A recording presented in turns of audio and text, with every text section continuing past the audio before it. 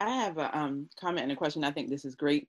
Our number one concern in our district is how to address our special ed students. I'm a behavioral ILC teacher, and that has been the biggest concern in our district is how are we going to address them and accommodate them with their IEP goals and their needs. So if anybody could touch on that.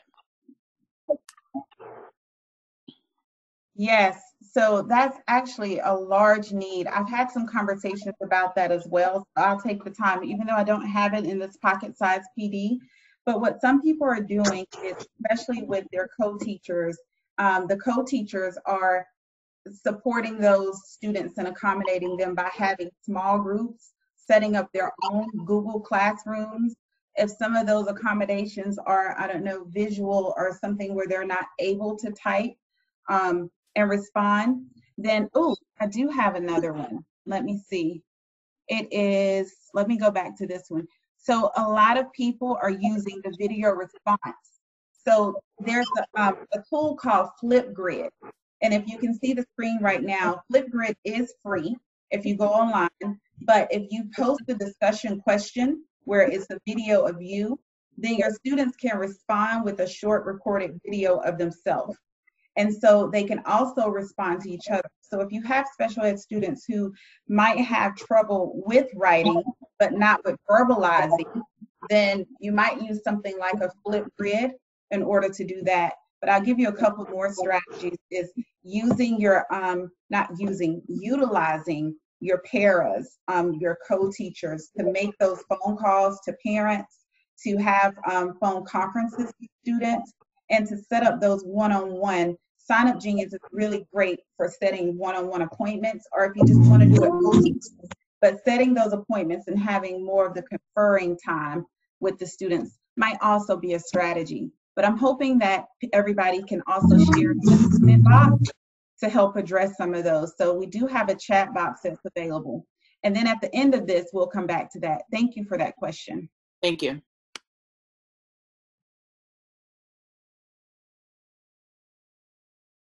All right, so time now is 4:30.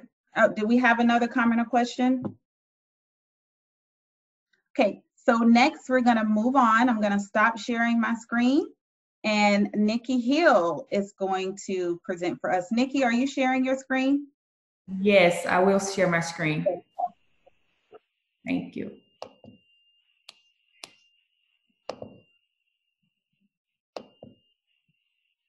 Have you set it up so I can share my screen? Yes, you can share. Okay. All right, so again, my name is Niki Hill. I am an educator in Gwinnett County Public Schools, and I am an ESOL and special education support teacher. And alongside that, also partner with the University of Georgia, helping to spread the word with this new pedagogy called Instructional Conversations. So today I just want to talk to you very briefly about the importance of students having voice equity. It is so critical for students to be able to have a voice and to be able to express themselves, especially in this day and age. And then also we need students to have the opportunity to hear multiple perspectives as well. And so when I think about all those things, and I just think about the learning environment, most likely students are in the situation to where the teacher is posing a question, students raise their hand and they respond, and it keeps going back and forth as if they're playing ping pong. But I want to introduce today a quick strategy that is very similar to pinball, where the teacher can pose an open-ended question and it continues the conversation on a deeper level with the students. So if you look at my screen, you can see 4 different cards. There's a website called Which One Doesn't Belong, and there are several visuals there as well that you can use for this protocol. With this protocol, you ask an open-ended question. You ask the students, well, which one doesn't belong? And from there, based off the students' understanding and their multiple perspectives, they would say, perhaps, well, the red card doesn't belong because the other cards are red. And then from there, you can kind of drive that conversation and say, well, I'm actually thinking differently. I think that perhaps the 10 doesn't belong because it's an even number. And so as you can see with this protocol, there are various answers to it. There is no right or wrong answer as long as the student is able to justify their thinking. And so with this allows every student to have voice equity. Everyone brings something to the table, and they're also listening to multiple perspectives. I know that protocol is something that's very engaging with students. Perhaps with the online learning, you can do something similar to this as an activating strategy just to get your students talking and hearing multiple perspectives. You can use something like Google Classroom and post it so your students perhaps could write their response as to why they think something does or does not belong.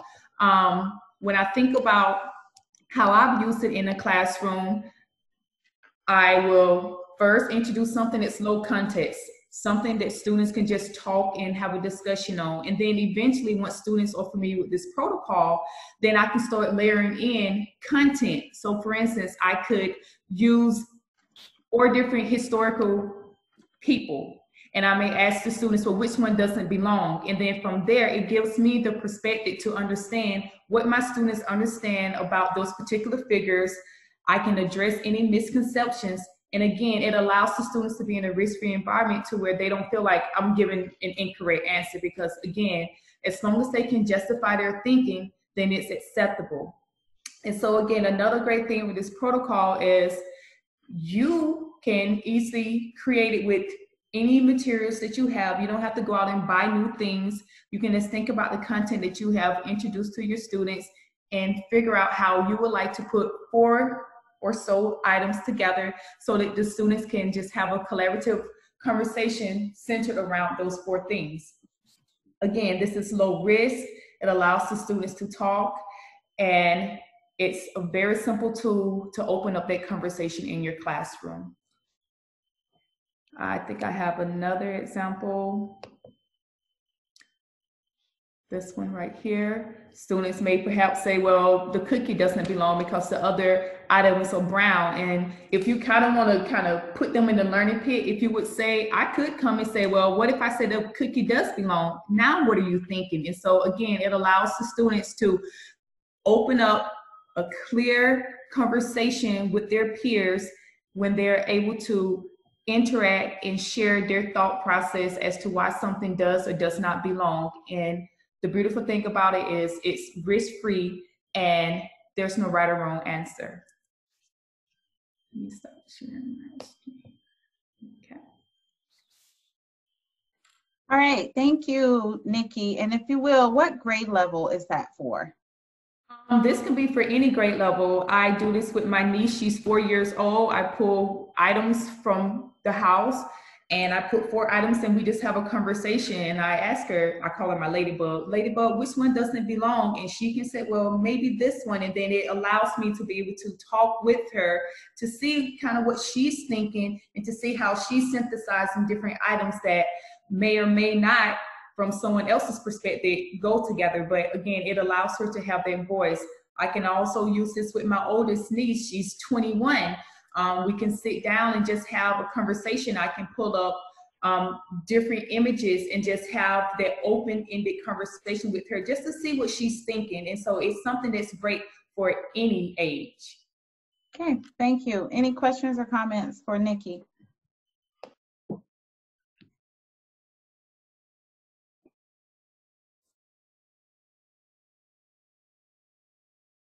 Niki, in the chat box, Marianne Stillman asked about the website. Is it wodb.ca? Which one doesn't belong? Yes, or you can Google, and there's several images that are out there on the web as well. Okay. Thank you. All right, so we'll go next to our next host.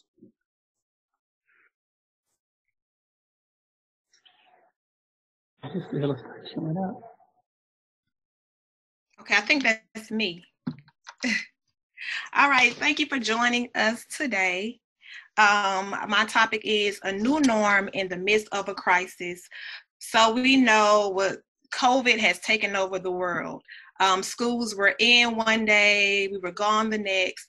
and teachers, administrators, educators everywhere, we've had to make adjustments. So I'm going to give you all 5 tips to make sure that you have a successful transition to being an online educator. Number 1, I would encourage you to set up office hours.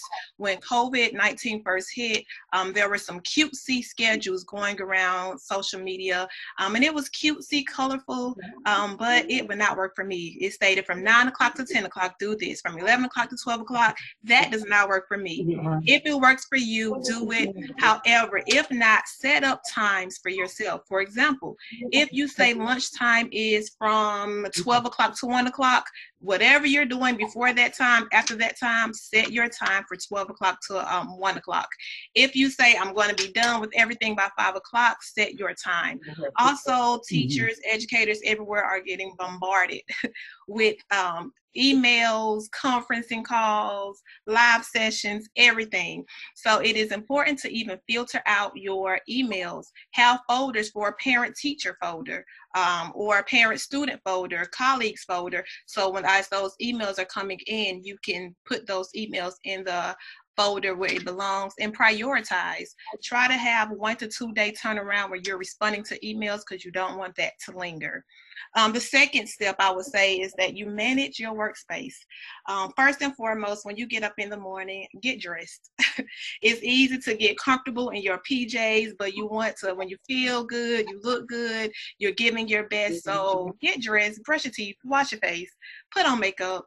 Put on perfume if you want to, but you want to make sure that your workspace is comfortable, whether you're living or you're working in your living room, the kitchen table, you have an in-home office, even if you want to go outside when the pollen subsides. But you want to make sure that your workspace, it drives you to that success. The third thing is to take advantage of all the free resources available. There are so many companies who are really chiming in and giving educators that extra push to keep teaching and learning going. I would recommend Screencastify. And Screencastify.com is free right now for up to a year because of COVID-19, where you can record yourself. For example, if you have a live session, let's say with students at 9 o'clock, everyone cannot make it to your 9 o'clock session. You never know students' home situation. But Screencastify allows you to record. If you want to review information or introduce information or give directions, students can have access to your recording at their disposal. So Screencastify, if you go to my website, icoachteachers.com, you will see a code that is given that you can do that and use it as soon as tomorrow. Number 4, grading. Work smarter and not harder. We always want to make sure students are learning. We want to make sure that our lessons are standards-based. We want to make sure that it is purposeful, but we want to keep in mind that we don't know student situations. So keep your work effective but simplistic. We want to make sure that you're compassionate, you're mindful over what students are going through at home. Parents may be in the medical field. Students may not have internet access at home. All districts are not one-to-one. Some districts may not have provided computers, so you may have one sibling or 3 siblings trying to use one computer. So you want to make sure that you are watching even your grading practices. And if it's a lot of work that you're grading, you may be giving too much. And last but not least, and I'm sticking to my time frame, most importantly, stop nail the road. You are not a machine. As much as we want to, go hard, and we are, make sure you have time where you are disconnecting from emails, disconnecting from the computer, because now we're even in front of the computer even more than ever before. So auto reply. Refuse to get an email or send an email after 5 o'clock every day. Cut off the weekends. If it's something that you're working on for yourself, fine, but know how to disconnect. And so I hope that you can implement these strategies and use them tomorrow. Thank you. I think we may have some callers on the line who haven't muted their phone. If you can, please mute for us. Are there any questions I see a question. Can you repeat number 5? Will you repeat number 5? Oh, yes. Number 5, stop and smell the roses. You are not a machine. Working from home is an adjustment, but please make sure that, you know, whatever hours that you set up, if you said 4 o'clock, I'm done, that 4 o'clock be done, or you'll feel overwhelmed. So that was number 5. Chill out. Enjoy life still in the midst of the crisis. Okay, thank you. Any questions or comments or insights for Dr. Edwards? I had a question, Dr. Hill, in the comment section about balancing for those of us that are not in the classroom but we're doing virtual work. How do we make, I guess, a schedule that takes into account that me time at 5 o'clock? Good question. Dr. Edwards, you want to take that? Okay, can you say that one more time? I will. How, like, for those of us that aren't, our schedules aren't determined by student schedules, because I work in the district level, so our schedules aren't, like, we don't have set office hours. We get pulled into meetings constantly. I'm in at least 4 Zoom meetings a day. I'm finding myself in more meetings now than I, clearly was when I reported to an office. So how do we balance that to ensure that we have, like, these 5 o'clock deadline? And I would say for you to still prioritize. I know even being district level, it's almost like your work schedule is on all day long. But even within that, set time, set parameters, like you can't run yourself dry. So if it's a meeting you have to go to, set that meeting, okay, fine. And then make your decision on what are you going to focus on next. So I think you should still set up those hours or focus on what needs to be done first, what can wait, but you still want to make sure that everything gets knocked out the park. But like I said, you're going to have that cutoff time where you're going to be overwhelmed. So set up that schedule for yourself. And I agree. Thank you so much. Yeah, I would add to just get clear with whoever your supervisor is around your standing office time for yourself. So put that on your calendar. And if someone emails you and say, hey, can you rearrange that? I mean, of course, if it's your boss, you want to be like available for them, right? But at the same time, set up that boundary with saying and everybody, the good thing about this is that everybody's allowing each other grace, I hope. So the good thing is you can say, creating this new work environment or this new schedule, I'm really trying to stick to my boundaries, right? So I have this open office hours that I've already published to the schools that I support. So I have some appointments or people might think that I'm available. Is it a way that we can work around that schedule? But I would definitely put it on my calendar because right now people are depending on your calendar being your Bible and your guideline. I know what that's how we're operating. So if I look on your calendar and I see that you're available from 3 to 4, I'm gonna go ahead and do your invite. Yeah, so, and that's the thing. Put it on your calendar. Yeah, because we support teachers. Generally, we're meeting with teachers during those 4 to 6 hours. You know what I mean? Like we can't set up a meeting at like 10 o'clock, but then we're in meetings from. So I'm finding myself. But you're right. I need the calendar to kind of look exactly how my day is outlined so that they can see, hey, we're not just chilling, Yeah. Thank you for that. Now we're going to go on to our next presenter. The time is 4:30. I think we're on track. Can somebody hit me and let me know? We are. Okay, great. Hi, everybody. My name is KaCey Venning. As Alisha stated before, do a wide variety of things. I'm also the co-founder of a nonprofit called Helping Empower Youth.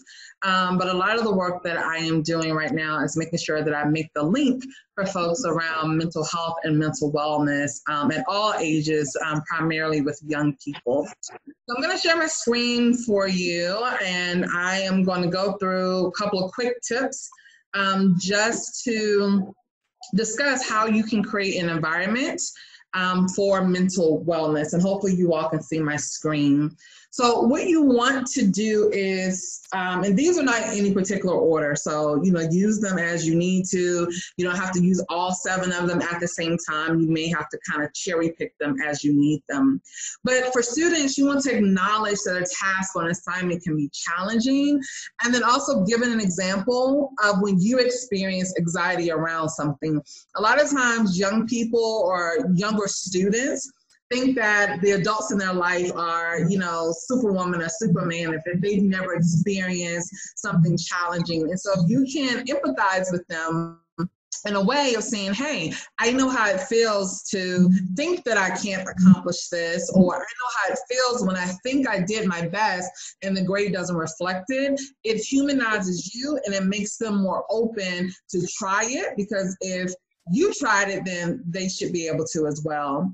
Also, to encourage them to keep a journal. I use this particular tip across the board, whether I'm talking to adults or young people. And because we're living in a digital age, we use a lot of voice memos when I do consulting work, because a lot of times our young people are not writing anymore. And so sometimes their penmanship isn't great and that frustrates them, so they don't write for a long period of time. But use voice memos on your phone or by a recorder and have them document what is happening throughout the day, or how they feel about a particular event that has occurred. And that gives you an opportunity to assess their growth along the way. Also, be careful of responses to their feelings and their emotions. Know what not to say. One of the big things when young people come to us is, oh, well, I know how you felt, or that's not a big deal, or I promise you things will get better. And that can be very well true, but for them, they haven't lived as long as we have, so they don't know it to be true. So a lot of times what we can say is, I hear you. I'm here for you. I don't know if I have the right words for you, but I'm willing to listen, and let's see if we can come to a conclusion together. Because a lot of times what happens is, and the reality is that we have not experienced what young people are experiencing now. I don't care who you are, what walk of life you've gone through. Living in 2020 now is not the same if you were 80s or a 90s baby. And so to say I know what you went through is not entirely true, and young people know that. So lean more towards listening versus always having a response for them. Build mindfulness into the day. You want to set aside time for deep breathing, for quiet reflection, and also for affirmation before the day begins. All of these set the tone for how they can approach the task, the assignment, approach the day. These are great for adults as well, as you're kind of stressed out around your new norm. You can do these things before you turn on the computer, before you send your first email. You also want to be mindful of how you can get back to a quiet place within yourself so that you can handle the stress that is going to come your way. For students, a lot of times what you see is the beginning stages of anxiety, especially around the ages of 8, which is around 2nd or 3rd grade for most students. And anxiety looks like stomach ache. So when we were in schools, if you had that one student who always talked about their tummy hurting, but there was no logical anything bad, you know, maybe they're not sick with a cold or a flu. That is their way of saying, I don't know how to articulate that it's not my tummy feeling bad because I ate something wrong, but my tummy is feeling bad because of all this nervous energy that is happening because I am afraid of what is to come. And so one of the ways that we can help subside some of the anxiousness that students feel is to announce when change will occur. So instead of just saying, all right, science is over, pick up your math book, 5 minutes before, okay, students, we're going to transition in about 5 to 7 minutes, finish up what you're doing, close your books, and then we're going to go on to math. This gives students who are really having a hard time with anxiety a chance to mentally prepare for what is to come. You want to be mindful of sounds, smells, colors, and tone, right? A lot of these things can be triggers for students. We don't know what happens at home. As much as educators are really superhuman in some regards, we can't know everything about every young person in our life, but we can make sure that we kind of keep things very neutral and very clean so that we're not inadvertently triggering our students. Tone is important. A lot of times, I have found teachers who are just very kind of exacerbated and frustrated with the situation, and they begin to raise their voice and they begin to yell. And so when I was in the classroom, I would remind my students, I'm not going home with a headache, so I'm not going to scream at you, but my tone would change or my tone would soften. A lot of times I got quieter, and then students would try to figure out, well, what is she saying? Because I can't hear her anymore. And then somebody next to them will say, well, can you be quiet so I can hear Miss Venning? And it begins to change the tone of the classroom when you do what you want them to, meaning you model the behavior versus you matching their energy and matching their tone. And then in this era of social distancing, I did a Facebook Live a couple of days ago where I talked about we don't want to socially distance. We have physical distancing at this moment, right? So we need to physically be away from each other to flatten the curve, but we want to make sure that we're increasing and maintaining our social interactions. And so we can use FaceTime, we can send text messages, emails, pick up the phone, call, text, whatever it is, but don't decrease the social interaction that you are experiencing right now. You want to actually increase it, because on Maslow's hierarchy of needs, social interaction between human beings is definitely on there. It's maybe not at the top with food and shelter and water and clothing, but it's on that base. And so what we need to do is to make sure that our students understand that there's still a connection that they have with us as the educators or the positive adults in their life, and that has not been diminished simply because we have physically distanced ourselves. And so these are just some quick tips of things that you should be able to implement very quickly, and things that you can also do if you are teaching online or if you are doing check-ins with your students. Still have them journal. Ask them how they're feeling before you get into the heart of the content. Let them know that you may be a little bit fearful or scared of what is happening as well. When you can humanize your experience, it then creates a very safe environment for young people to then express themselves. And that really is the building block for mental wellness. So I'm going to stop sharing here and throw it back to Alisha. But if anyone has any questions, I'm happy to answer them for you.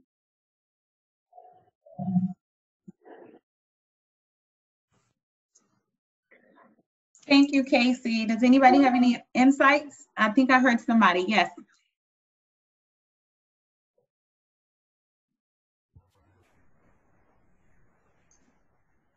Okay, KaCey, would you speak a little bit about tone?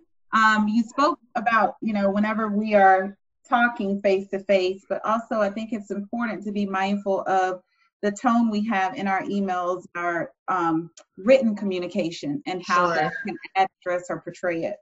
Yeah, I am very intentional about making sure that I'm asking people how they're doing before I get into whatever the heart of the email is about. So if I were to send an email to Alisha, I would say, hello, Dr. Hill. I hope that during this time that you're remaining safe and healthy. If there's anything that I can do for you, please let me know. And then I go on into the conversation.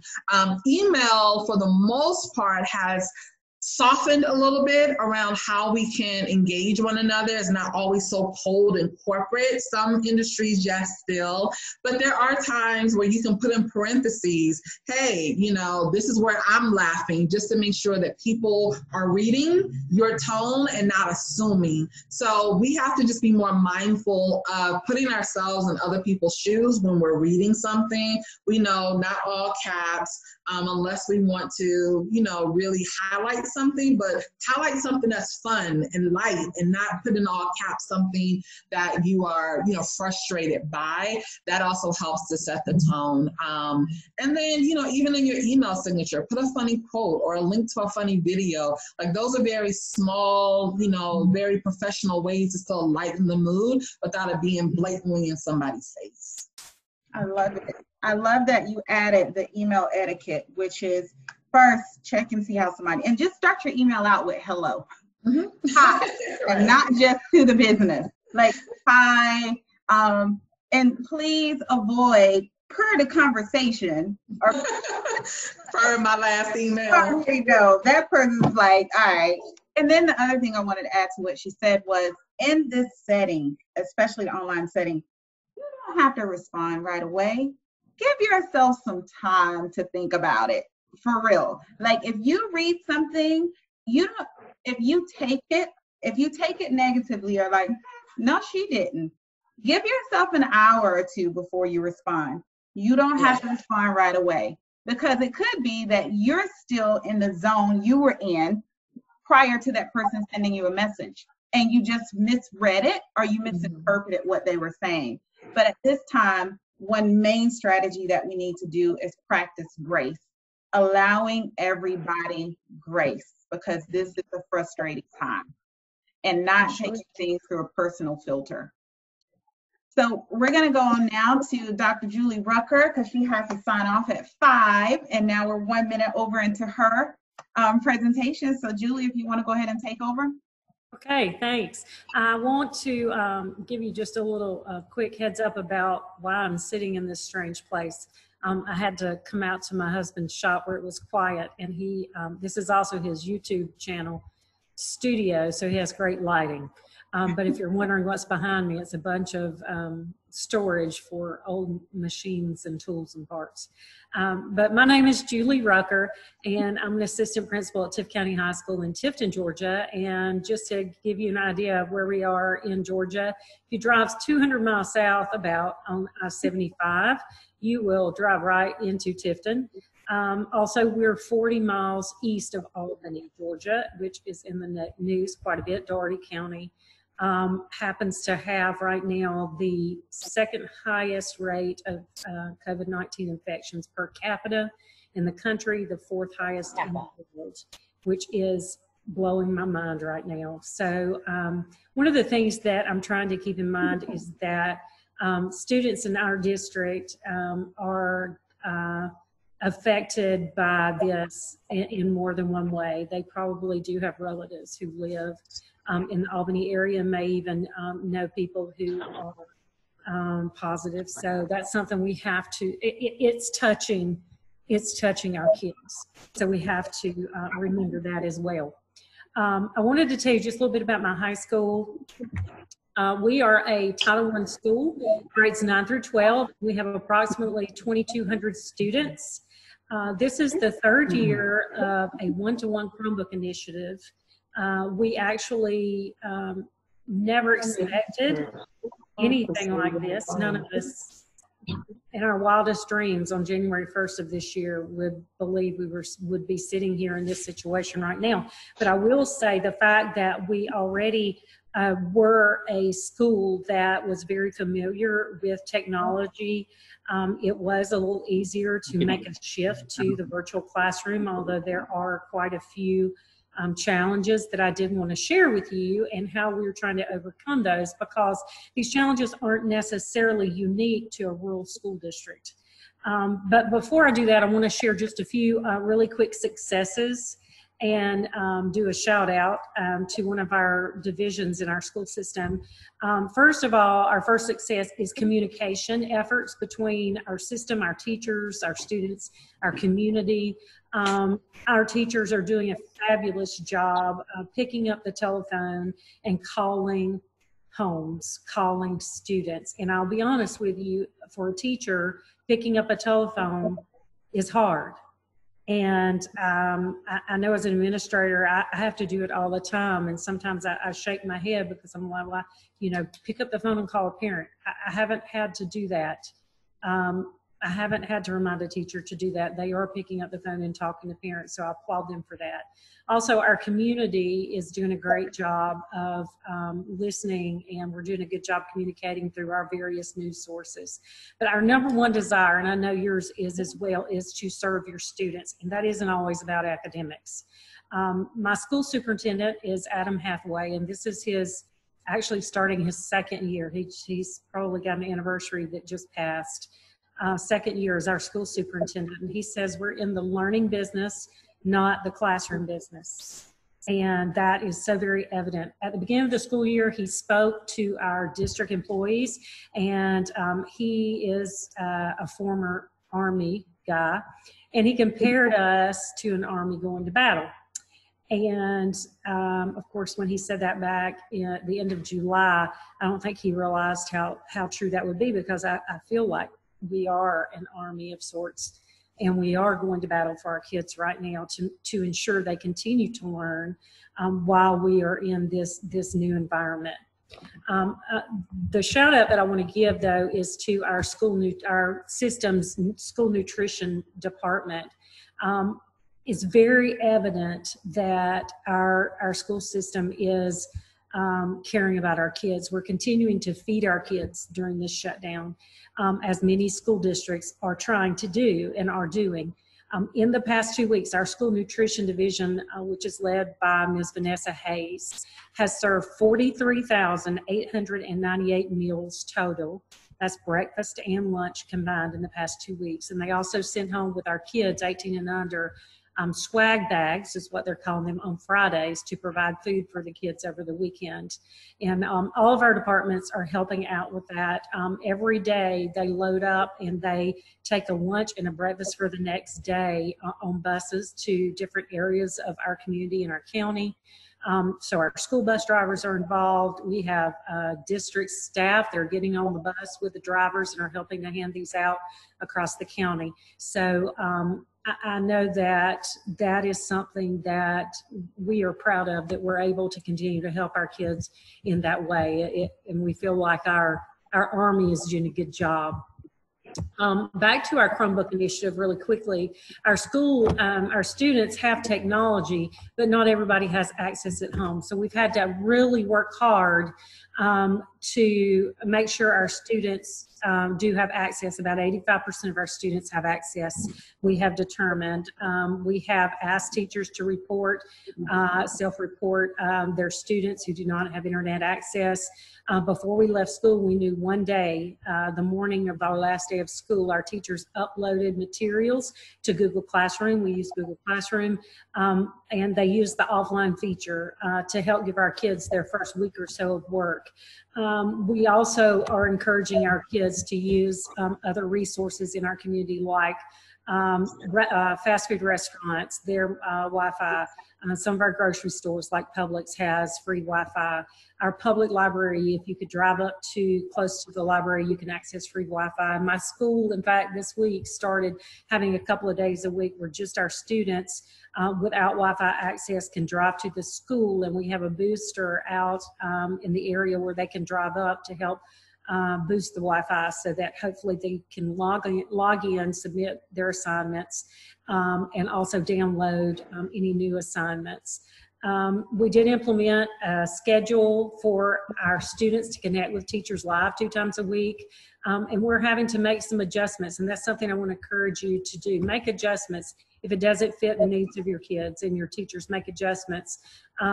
It's not mandatory for students to be there online, but we want them to feel like they have a personal connection, and that helps. And I know I'm getting close to the end of my time, so I'm going to skip down, and I want to tell you that to support your teachers, send email updates that are positive and supportive. Be available by phone, text, or email during your work hours. That someone has already talked about. 8 to 4 is what mine are. Use Google Meetups to meet with them once a week and let them ask questions, get information, reassurance. Use Google Classrooms for your teachers to push out information to them in an asynchronous environment where they can log in when they have the time.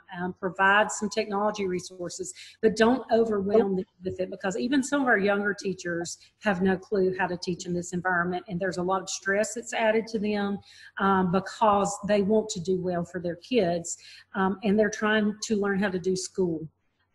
Encourage them to use also, this is something really important, encourage your teachers to use a private social media space themselves to grow their own relationships as colleagues, to share their frustrations, just to be witty with each other.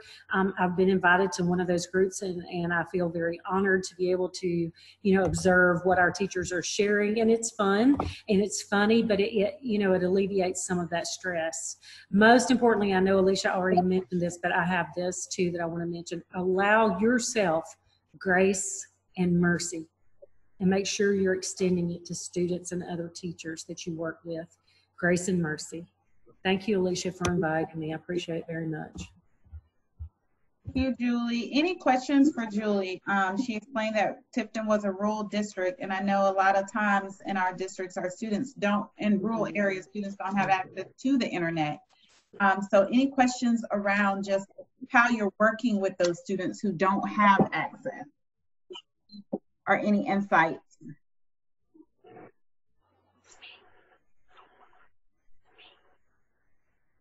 Okay. All right, so no questions or insights around that. I know that I'll give one. Some schools are producing packets and allowing parents to come and pick it up from their front office. Most schools are still open, either the principal or an office manager is there during those times. So if you are a parent and you're on this call, or you know a parent who might not have access, you know, you might ask if there is an option for that. So right now we're going to move forward, and we're going to, thank you again, Julie. And we're going to go to Miss Brittani McDuffie-West. I believe she's next. Hi, everyone. I'm Brittani McDuffie-West, and I teach theater arts and dance at King Middle School. One of the things I wanted to speak specifically with our parents about today was routines, rituals, and rules while we're having distance learning.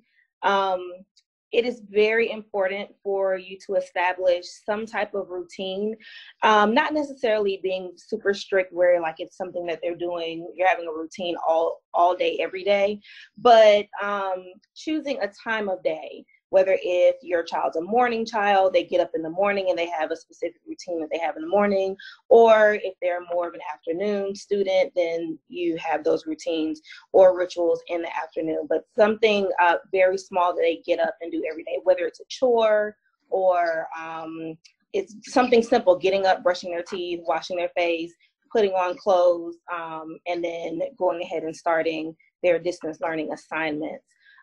This is important because we will at some point be going back to school, and one of the issues that teachers have after summer break, after Christmas break, after any type of break that the students are home for an extended period of time is establishing those routines and rituals and getting the students to calm down and get ready for their learning environment. So my suggestion would be to choose a time of day that they do the same thing every single day, even on the weekends. And also before students are starting their distance learning assignments, one of the things that we do in my classroom is we have a 5-minute no talking rule. So we come in, we get ready for the day. They can be on their phones, they can listen to music. It's just like a 5-minute woosah moment for them to know, okay, we're gonna get ready for learning. So once the 5 minutes is over, we dive into our lesson. And at first they always kind of push and they're like, oh, I have a pressing question. If I don't ask you this question, life is going to be over. Make that 5 minutes an extended 5 minutes. All we're doing, we're just sitting here, we're just being quiet, we're just taking a woosah moment. That really helps the students before they actually start engaging in their lesson to kind of calm down, center themselves, and get ready for work. So mine was really quick. That was all. I didn't know. Does anybody have any questions?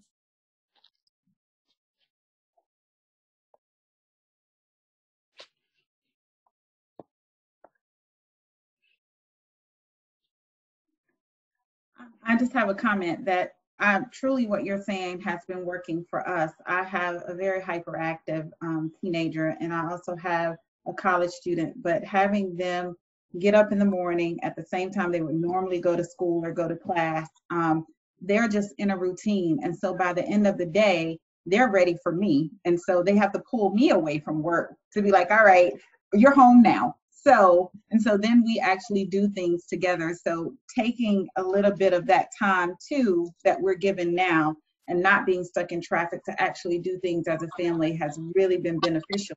But it's only been possible because we do have those routines. So we're just keeping the same thing that we were doing whenever we were going to work and going to school. Yes, it's also going to make the transition for the students going back to school, because this was such an unexpected break, extended break that they're having. When we do go back to school, whether it's in a couple weeks or if it's next school year, it'll make the transition easier for them, because the first 2 or 3 weeks of school are very difficult for teachers to get students to, have a seat. We're starting to engage in our lesson. So if they have had those routines at home, then it's going to be easier for them to come into the classroom and receive the routines from the teacher. Okay. Thank you. And now we'll move on to Mr. Erik Cork. Cork, I feel honored to be here with these scholars on the line. And the name of my workshop is called Cork's Coast to Coast Writing Camp.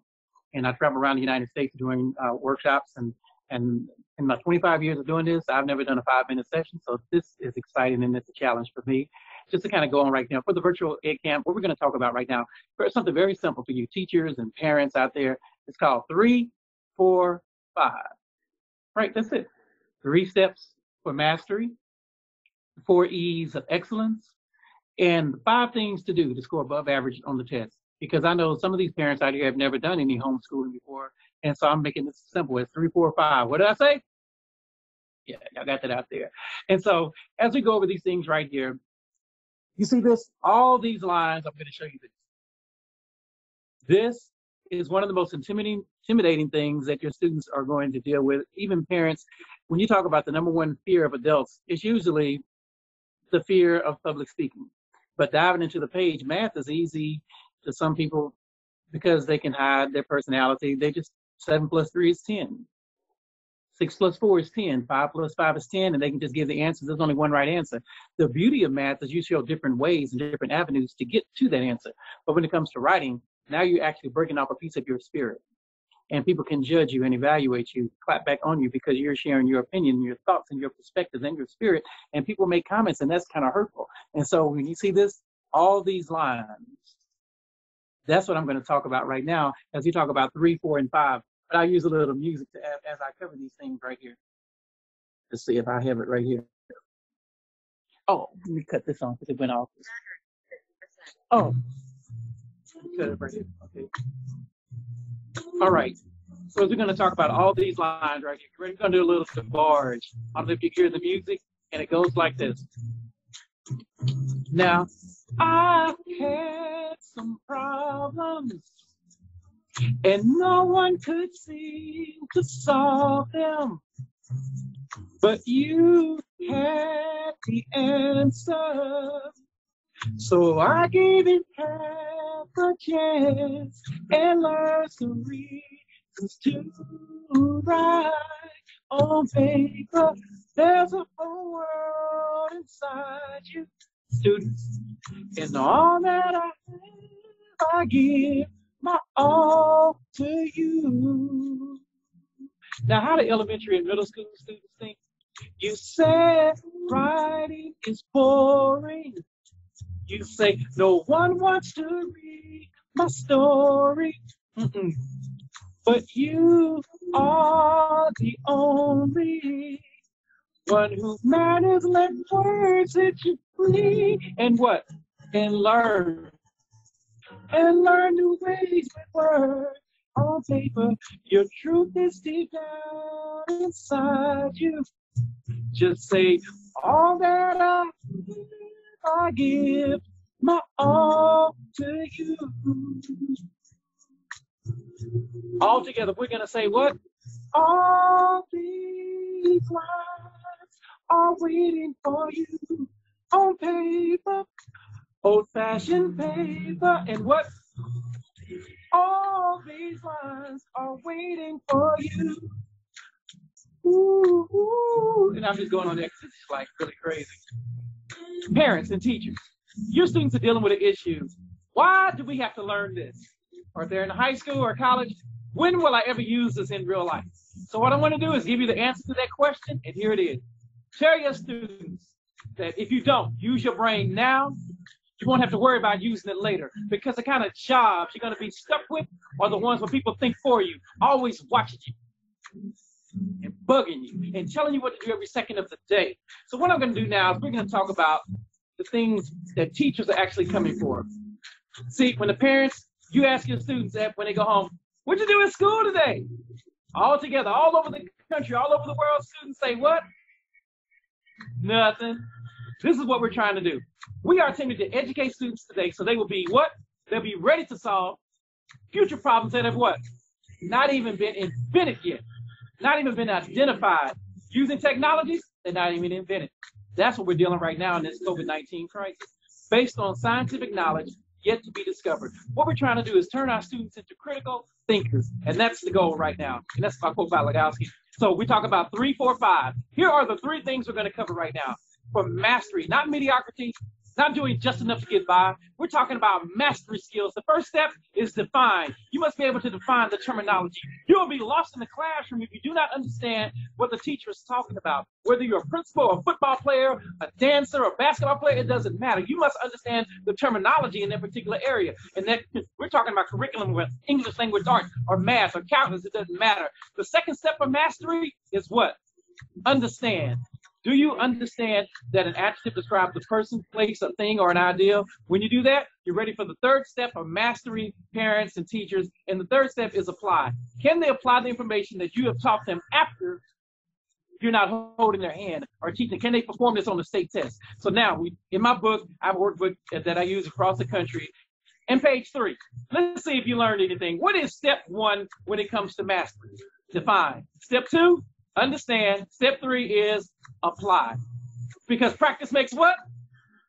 Nope, not perfect. That's a lie. Never say that again. Practice makes better. So you can look at the screen right here. Practice makes better. Practice makes progress. Practice makes improvement. That's what I tell students. So write this down. If you're taking notes, teachers and parents, perfection is a process.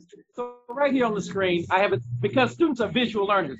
They don't want to listen to a lecture or hear a talking head. They actually want to be impacted with all the different learning styles. And that's what we deal with right now. So now I'm going to deal with this. We talked about 3 steps of mastery are what? Define, understand, and apply. Now we're going to talk about the 4 E's of excellence. How many? 4. So what I want you to do now is get your paper, and you can jot these down. The first E of excellence. Oh, I think my time is up right now. Okay, time's up. The essence of a topic, the expectations, the explanation. On another video, perhaps we'll go into more detail right there. 5 minutes is up, and I want to be respectful. Thank you, Dr. McGill. I love Erik Cork. I love you, man. So if you will, if anybody is on the line, he did go through his 5 E's of excellence very quickly though, but does anybody have any questions? Because we do have about 5 minutes of questions for him. And if your question is that he goes through it, then we can use those 5 minutes for that. But let's go ahead. Any questions or insights?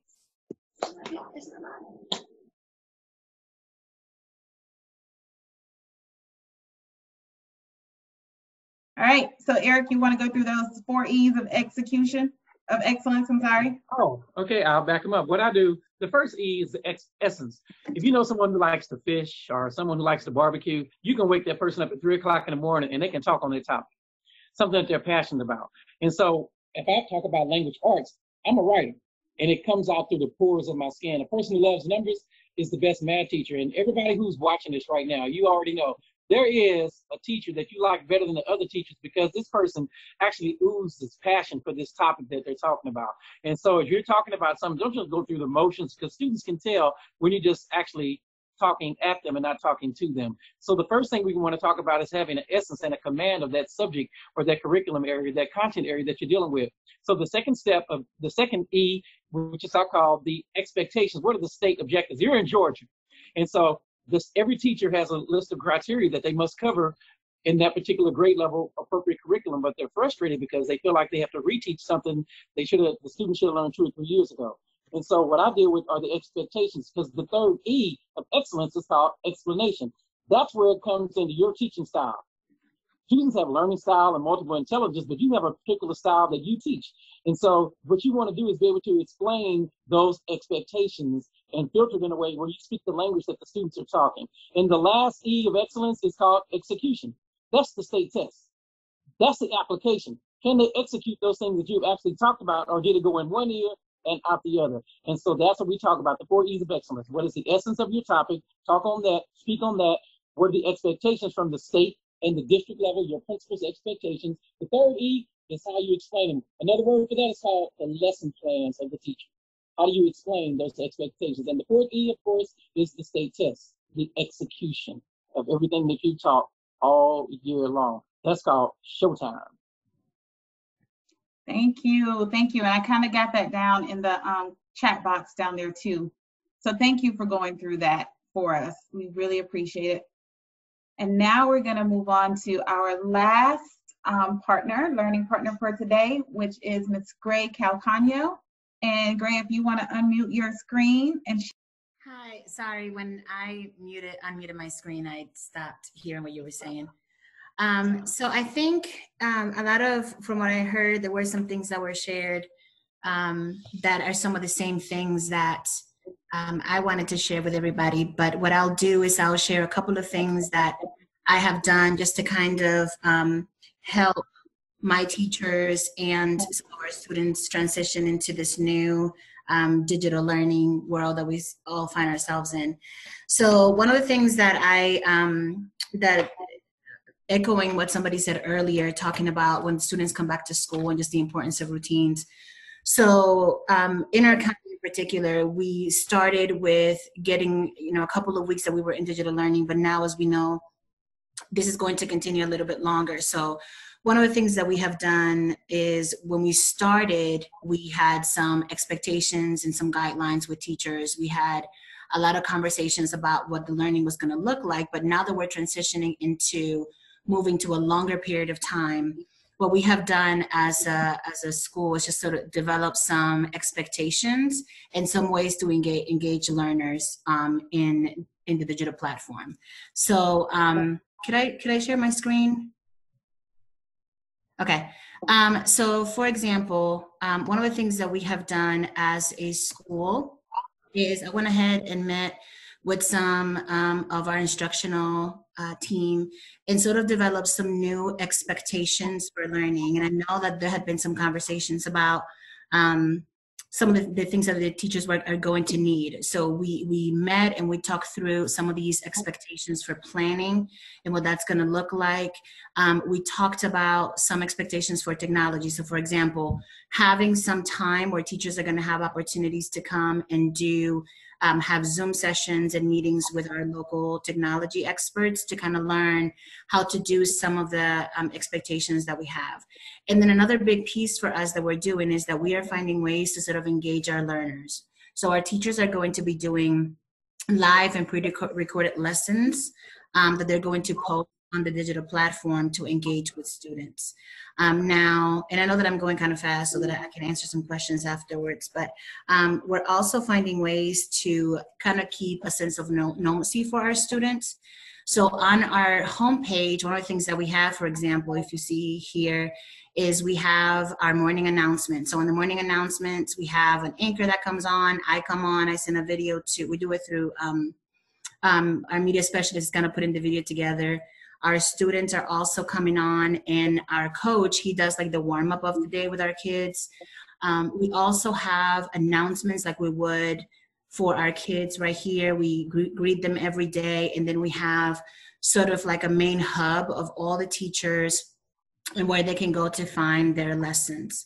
To engage our students, one of the things that I did is before asking teachers to begin to do live lessons with students and before they started meeting with them, I also hosted a chat with the principal. And so here is on our Twitter page, so you can see sort of what the flyer looks like. So we put it out there for the kids to kind of chat, and literally it was just an opportunity for students and families just to come online and just ask questions, and they love talking to each other and seeing each other. Something else that we did on Friday, this was a lot of fun, was a digital dance party. So I asked a friend who is the DJ, and I said, hey, can you host a digital dance party for us? And it was so much fun. I have the full link, and it was our families, the kids, everybody was dancing. Probably the first 5 minutes were all the kids just talking over each other. I'm so excited to see you. They loved it. one of the things that I am planning to do for when we come back from Easter, I'm thinking about doing like a digital egg hunt.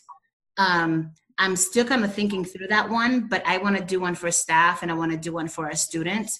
So I think the biggest takeaway that, I'll stop sharing now, but the biggest takeaway that I have is for us as educators, as administrators, and then I think that kind of trickles down to students as well, is just finding ways to continue to engage our families, our students, and our teachers, because it is different to transition to a digital world, especially for me. I'm very visible. I see the students every day. I'm greeting them every day. So I'm trying to find ways to still stay connected with them. So not thinking as, as distancing, but just finding a new way to sort of relate and keep your school culture and morale going. So just trying to think outside the box and finding ways to engage your different stakeholders in the school. Wow, you are definitely thinking outside the box. I want to know how this virtual Easter egg hunt is going to go. Our church needs to do that. So what I'm thinking so far, I think for the teachers, I am going to probably like hide eggs around the school and then figure out if they know where it is. For the kids, I think I'm going to try to work with my with my technology expert and then some of my teachers. And then I think what I'm going to do is in some of the additional like places that all the kids will go is have like a random picture of an egg and see how many kids can find them. Something else that we are going to keep doing, I didn't mention this, is I used to do nights of the week when we were at school. So all of the kids will go on a wall and we have their picture taken and, their nights of the week and their picture is on there. So we're going to continue to do that from a digital platform. So the teachers, instead of doing a form, they're going to do it through Google Form. And what I'm going to do is have kids either like take their picture at home and send it if they're the nights of the week. And have like a digital scroll of that on the homepage to continue the nights of the week. So, just trying to find ways to keep things as normal as possible. And I think a lot of times with the teachers, with the kids and the families, we have to engage them too, because as you know, teachers in here will know that. I mean, you almost have to be, a jack of all trades to keep them engaged when they're in front of you. So we kind of have to do the same things on a digital platform. So yes. Wow, that is awesome. I really love your innovation and how you are continuing to engage your students and staff. Like that is awesome. Even to use your morning announcements. Like who would have thunk it? Yeah, I said thunk it. Who would have thought that though? But those are really great ideas, and you even have that in the comment box. Like your ideas are awesome, great, and I'm so glad that you joined and shared with us. Any comments or questions for Principal Calcano?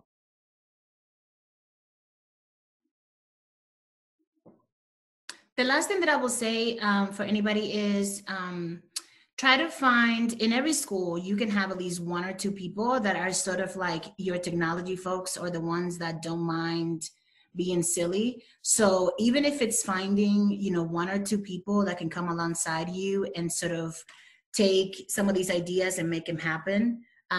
Because from an administrative perspective, I mean, you do have a lot of pressure and a lot of things that you sort of have to balance. So if you can find a couple of partners that can come alongside and just do this work with you, that will also help you tremendously instead of trying to do it all yourself. And even just thinking through being a thought partner, that will make a big difference too. Thank you so much. Our time now is 5:15 and we are on point in terms of questions. Now it's time for discussions and insights. So anyone on the call, if you have any questions or any insights that you want to give, we do have about 5 minutes for sharing for that. So you don't have to be a host or a presenter for this. This is our unconference part of the conference. So in an EdCamp, the people who attend get to come up with the topic. So right now I'm asking anyone on the call, do you have something that you've done that you'd like to share? Or do you have a question about something in particular? like earlier, Gray, I don't know if you were on at that time, someone asked, like, how are you still providing accommodations for a special ed population and getting those kids and families engaged? So we'll start with that. Would you answer that for us? Yeah, so one of the things that we have done is we have, our special ed team has continued to have the same kind of conversations that they would if we were in the school. They're joining the Zoom sessions that we're doing with the grade level teams. And what they're doing is that they're providing differentiation for those students with the same work.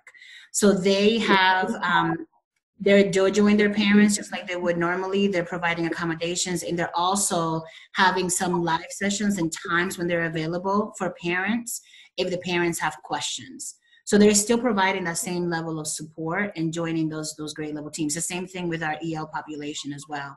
For our EL population, I don't know if you all are using Google or not, but you can do an add-on where it will automatically translate slides for you.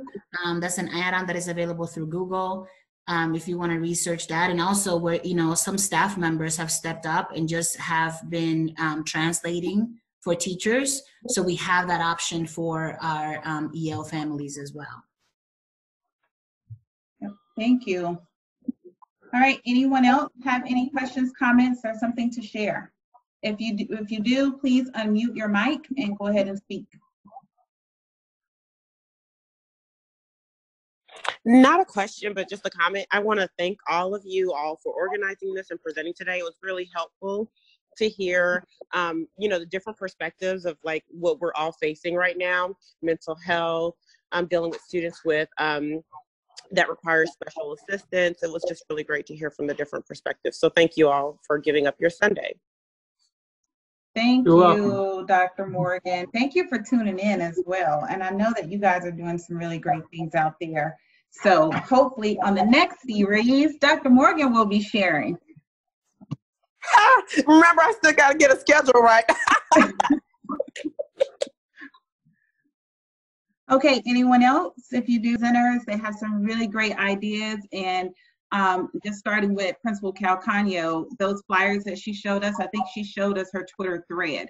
So if you need any ideas or to share things with other principals, follow her. Follow Dr. Cork, Mr. Cork. I keep calling him doctor because let me tell you, he's the Kobe Bryant of education. So he has some great work that he does internationally. And then Miss Brittani McDuffie-West. She's the dance and theater teacher at King. So both of her addresses are there. Julie Rucker, again, AP in Tifton County, and also the former GCTE president. KaCey Venning, entrepreneur and helping empower youth. She has lots of programs, and she also does mental health and behavior training.